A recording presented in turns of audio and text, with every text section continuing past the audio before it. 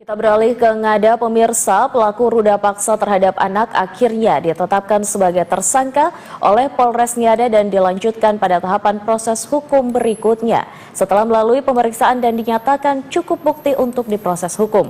Pelaku berinisial WFN merupakan residivis yang pernah mendekam 10 tahun di penjara untuk kasus yang sama sehingga akan menjalani pemeriksaan psikologis secara intens.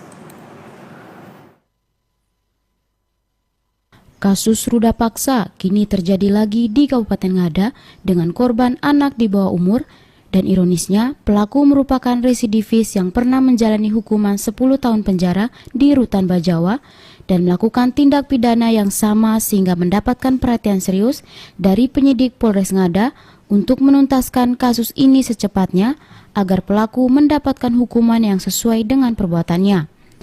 Pelaku ditangkap aparat Polres Ngada setelah mendapatkan pengaduan dari ibu kandung korban yang melaporkan kejadian ke Polres Ngada.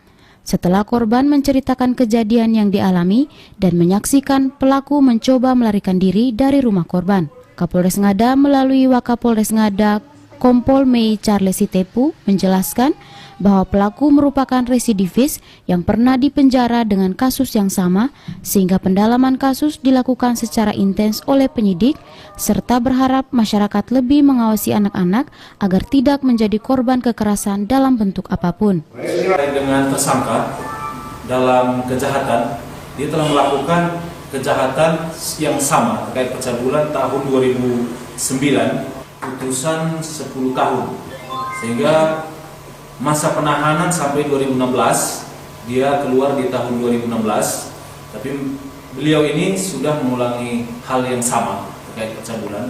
Mungkin beliau juga harus diperiksa psikologinya terkait dengan hal yang sama. Terkait dengan ini kita monitor sampai sekarang, mengingat hal yang sama berarti harus kita periksa secara psikologi, berarti bisa merupakan suatu penyakit atau disebut gangguan.